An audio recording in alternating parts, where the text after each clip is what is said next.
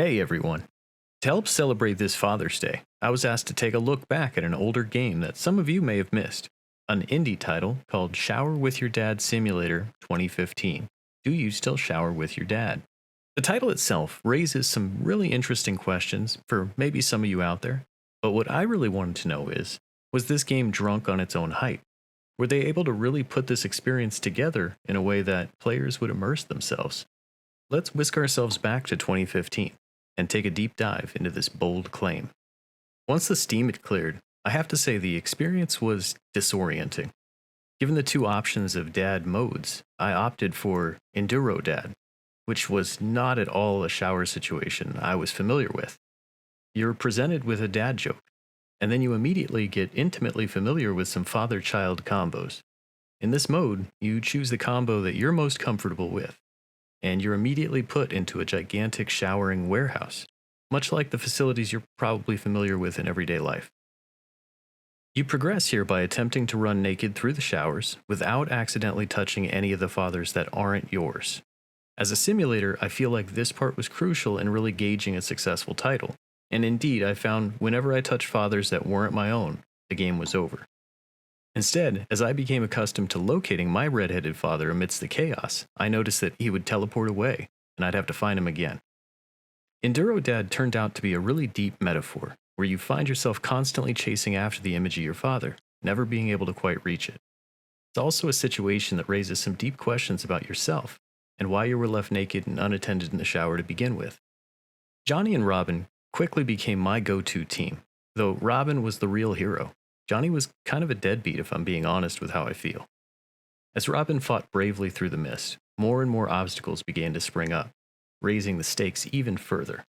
One misstep, and I could end up walking strangely for a few seconds, or potentially skid wildly across the floor, much in the way a large statue or a boulder wouldn't. After getting my feet wet in the Enduro Dad challenge, I decided to enter the Dadathlon. In this mode, while somewhat similar in many ways, it added a new level of disorientation. In each attempt, you would potentially quantum leap into a different child, and if so, you'd need to seek your different father. Now, I didn't mention this before, but both of these game modes have a timer involved, and if it reaches 0, that's presumably when you die of hypothermia because you didn't reach the correct shower in time. So keeping that in mind, now you might really understand the stakes in this Dadathlon challenge. Each round, you need to understand who you are and match your little hair and child mustache to that of your father. Luckily, I'd already gotten familiar with Robin, and he was the only one who didn't just look like a miniature version of his father without genitals.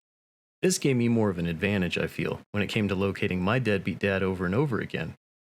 Progression through these trials will unlock some new game spawns and concepts, and could potentially unbury some feelings of resentment for your father as well. When new items spawn into the shower warehouse, you never really know what might happen. Everyone might get bubbled up for double points, or you might end up shaving all of the fathers, leaving you without your main source of guidance, your father's glorious mane which you've attuned yourself to like a homing beacon. As a game, and as an experience, Shower with Your Dad Simulator 2015, Do You Still Shower with Your Dad, doesn't really feel like a true simulation. There's elements here that the developers certainly nailed. For example, as mentioned, the logic surrounding touching other dads, that's flawless. I just found the quantum leaping a bit maybe too sci-fi for my taste. It was hard to really get into character as Magnum or Lefty, possibly because I'd really gotten too close to Robin's story by that point. Anyway, this game is out there if anyone wants to see for themselves. Surprisingly, it seems to stand alone without a lot of competition.